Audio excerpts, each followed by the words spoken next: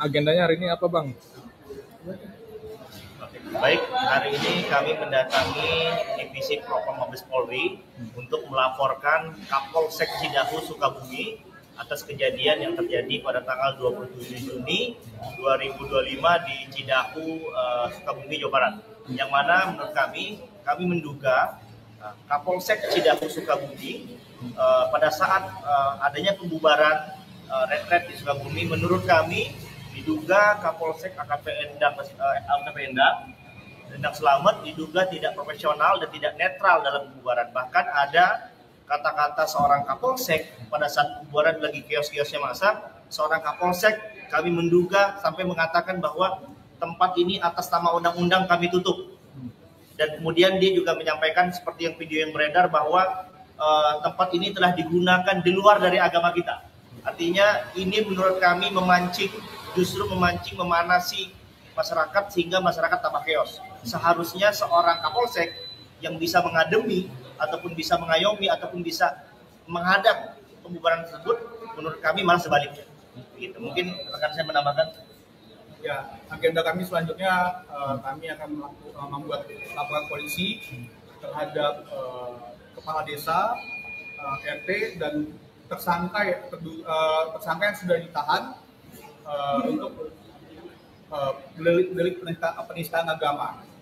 Berarti jadi kami merasa bahwasanya penistaan agama ini harus diangkat karena memang unsur-unsur yang ada di bukti kami itu sudah terpenuhi. Hari ini mungkin yang dilaporkan berapa orang, Bang? Kalau yang di Propam itu Kapolsek satu orang saja. Kalau untuk yang di LT terkait penistaan agama itu kita akan melaporkan sekitar 3 orang. Berarti 3 orang ini siapa aja, Bang? Ada inisial atau? Kami juga kepala desa, RT dan satu lagi Tokoh agama lah, ketua. Oh ya, ada tokoh agama juga. Terus sama satu lagi ada salah satu ketua PAC partai besar. Mungkin laporan ini terkait apa, Bang? Laporannya terkait pasal berapa? Mungkin laporannya terkait apa? Mungkin terkait apa dilaporkannya? Yang kami laporkan ini terkait penistaan agama. Di mana ada kalimat-kalimat mereka yang mengatakan bahwasanya apabila agama lain yang beribadah di tempat itu sudah mengotori kampung halaman mereka. Jadi itu kan sangat berbahaya ya perkataan tersebut, karena ini kan agama apapun di Indonesia ini kan dijamin oleh konstitusi untuk menjalankan ibadahnya masing-masing.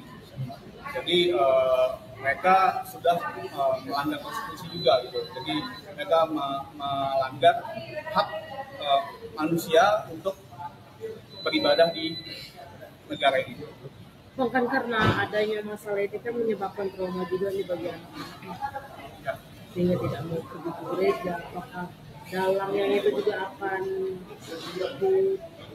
Oh iya, dalam LP kami pun ya saya nggak tahu nanti apakah nanti kebijakan penyidik dijadikan satu LP atau nanti dipisah. Bahwasanya kami juga melaporkan tentang kekerasan terhadap anaknya juga, karena anak-anak mengalami trauma berat dan sekarang mereka lagi dalam proses penyembuhan untuk mental mereka.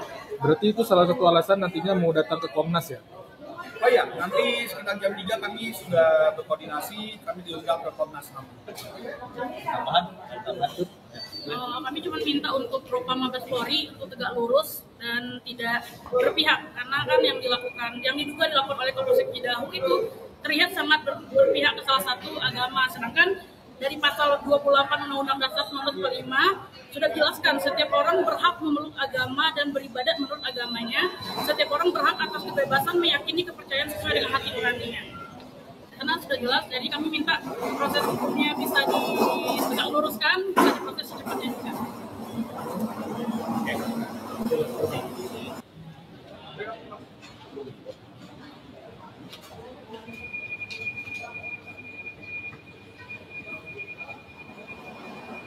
Ya, oke, Sobat Waras, itu informasi terbaru hari ini. Ini baru 4 jam lalu di post ya tentang Kapolsek Cidahu resmi dipolisikan.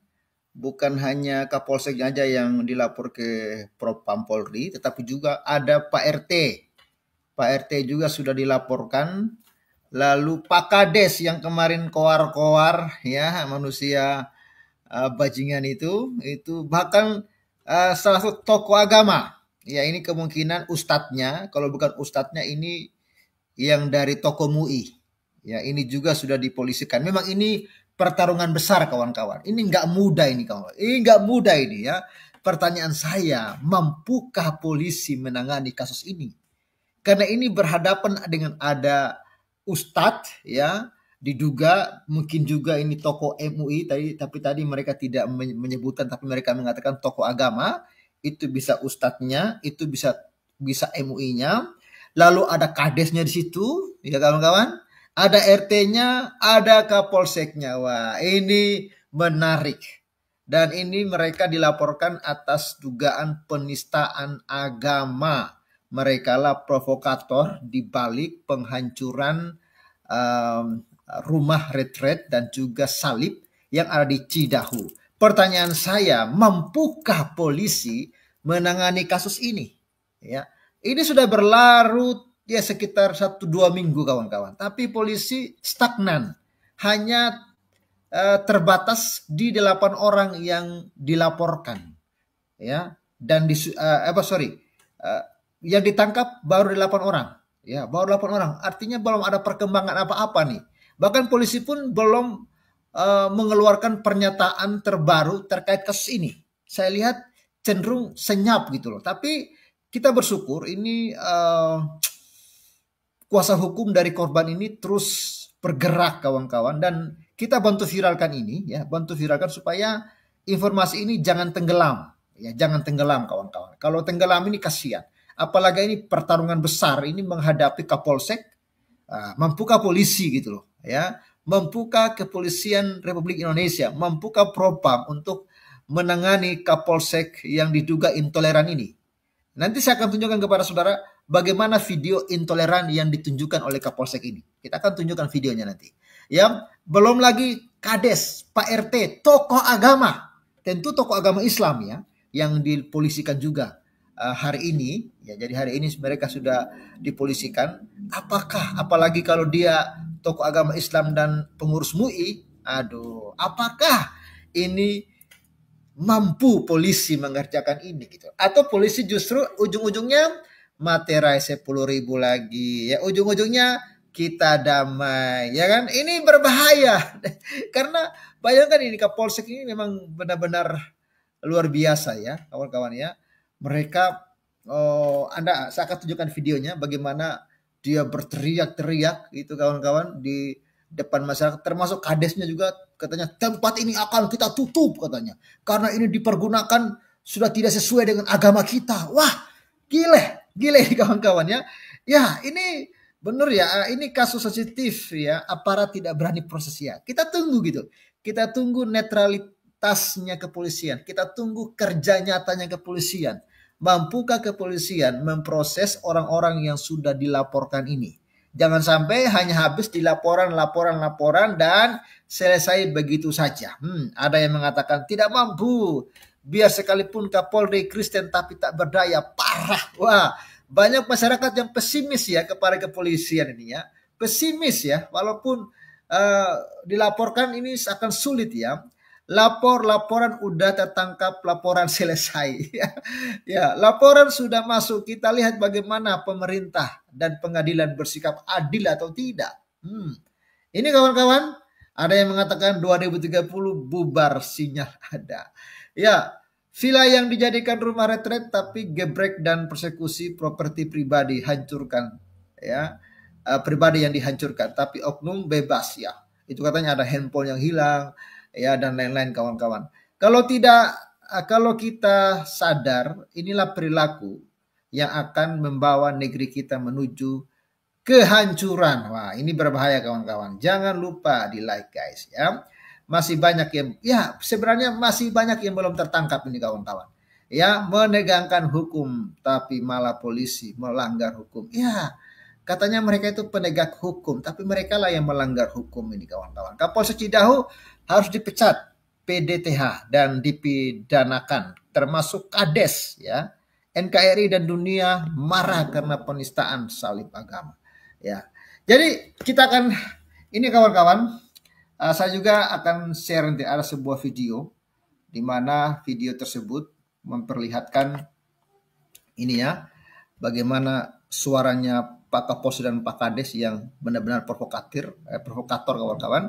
Ini videonya kita putar dulu ya. Oh, katanya atas nama undang-undang, ini yang bicara Kapolsek ya. Saya dari kepolisian. Saya nggak tahu undang-undang apa yang dia pakai.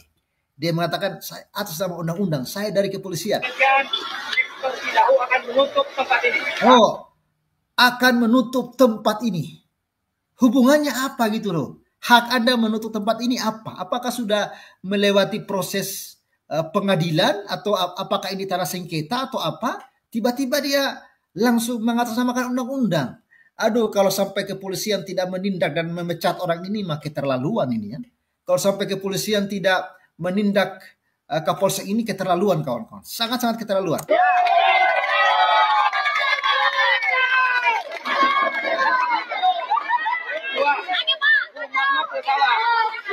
Kedua rumahnya kalah, tapi digunakan hal-hal agama yang di luar kita. Oh, ya rumah tidak salah, tapi ya digunakan ya untuk agama yang di luar kita, hal-hal agama yang di luar kita. Ini sudah jelas intoleran ini Kapolsek ini ya. Katanya digunakan hal-hal agama yang di luar kita. Hal agama yang di luar kita.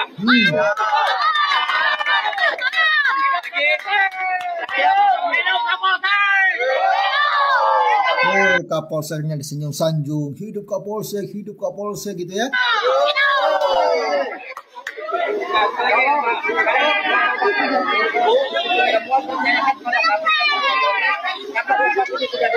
Nah, ini giliran nih Pak Kades, katanya tempat ini sudah ditutup kata dia ya. Sekarang bubar saja. Ini menjadi tanggung jawab dan wewenang kami. Silakan. Oh, ini menjadi tanggung jawab dan wewenang kami. Kalau memang kami tidak menutup, silakan. Oh, kalau memang kami tidak menutup, silakan katanya.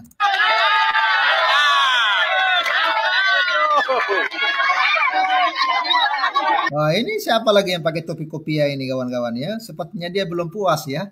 Dia masih ingin melakukan penghancuran sepertinya ini.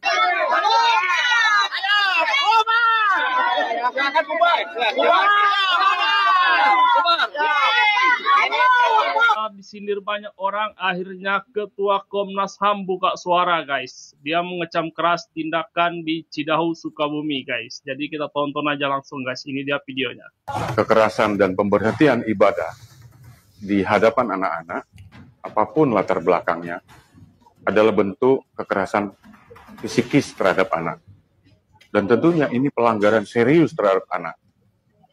Komnas Perlindungan Anak mengutuk dan mengecam keras tindakan ini.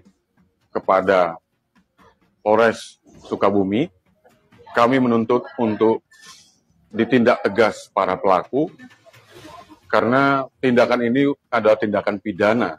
Dan kami juga menuntut kepada Gubernur Deddy Mulyadi untuk dapat menuntaskan kasus ini, agar kejadian ini tidak terulang kembali di masa mendatang. Siapapun yang melakukan kekerasan dan mengajarkan kebencian di hadapan anak-anak, tentunya bukan hanya bangunan yang dirusak.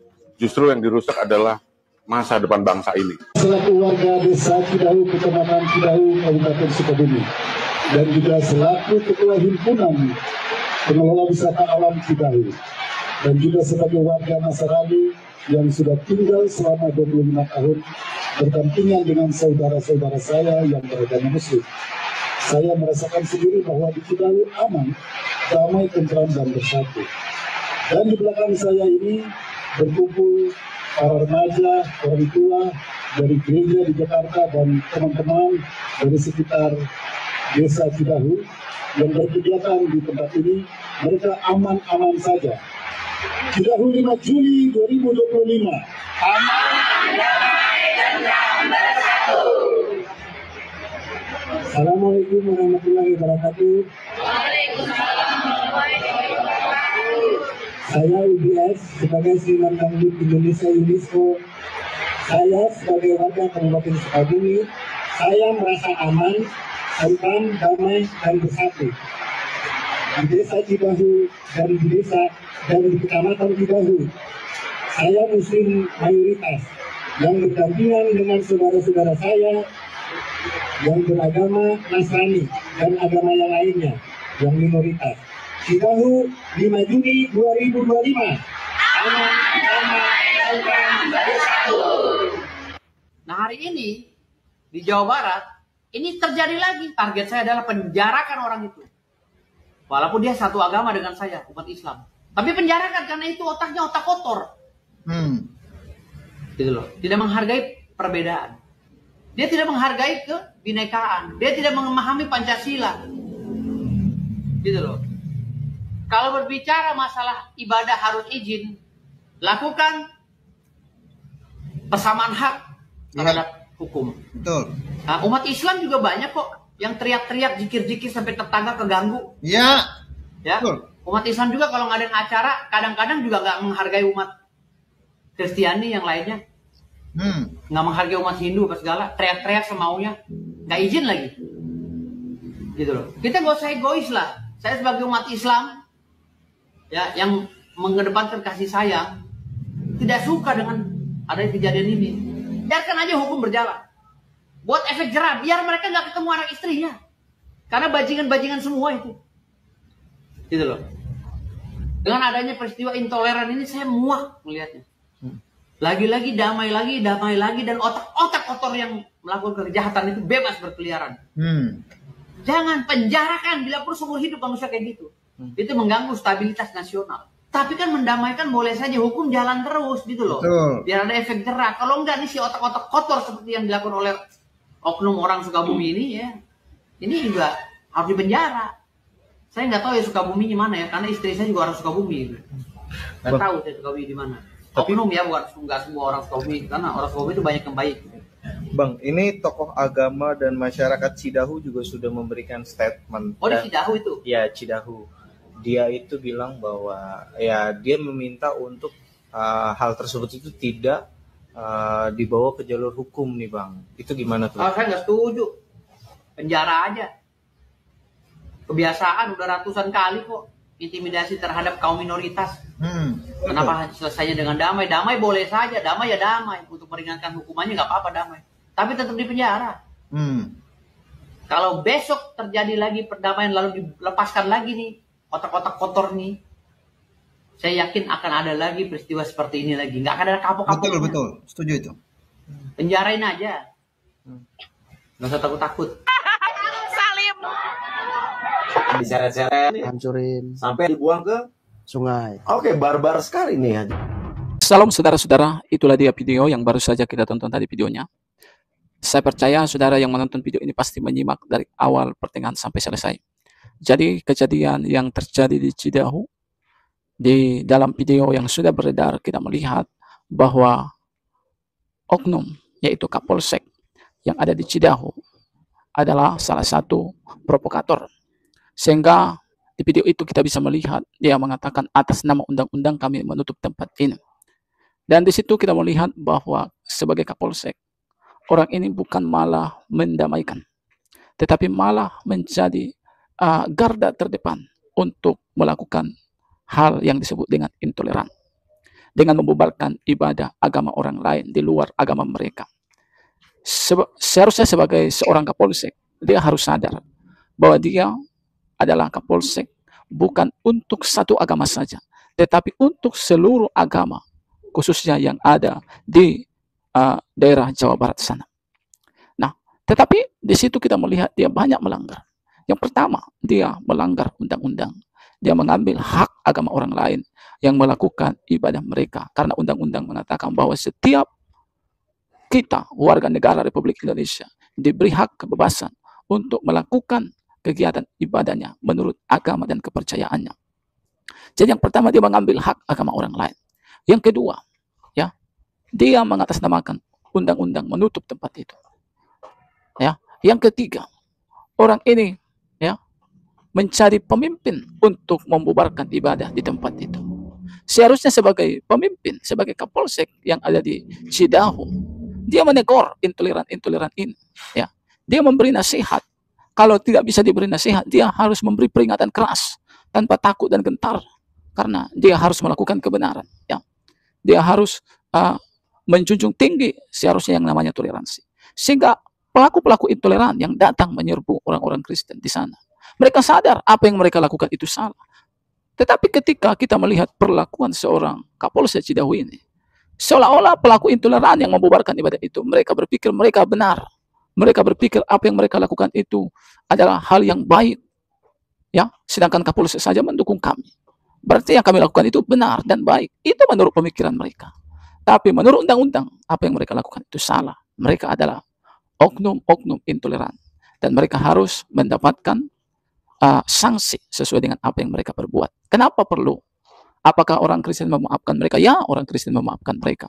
Tapi hukum di negara ini tetap harus berlaku, agar ini boleh menjadi efek jerah bagi yang lain, sehingga di kemudian hari jangan lagi muncul hal-hal seperti ini. Ya, baik itu Kapolseknya, baik itu RT-nya, baik itu oknum-oknum lainnya. Ini harus diselidiki. Ya, pemerintah harus tegas terhadap hal ini. Kenapa?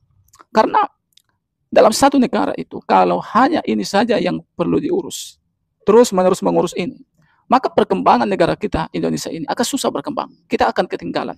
Orang lain sudah naik helikopter, kita masih naik kuda. Kira-kira seperti itu. Ya, jadi mari kita bersama-sama, negara Kesatuan Republik Indonesia, mari kita perhatikan bersama negara kita. Jangan kita hanya mengurusi tentang agama saja, tapi biarlah kita meningkat, biarlah kita bersatu, sehingga kita tidak ketinggalan dari negara-negara lainnya. Kiranya video yang saya bagikan ini boleh memberikan kepada kita pelajaran penting, dan video ini juga mengedukasi. Salam.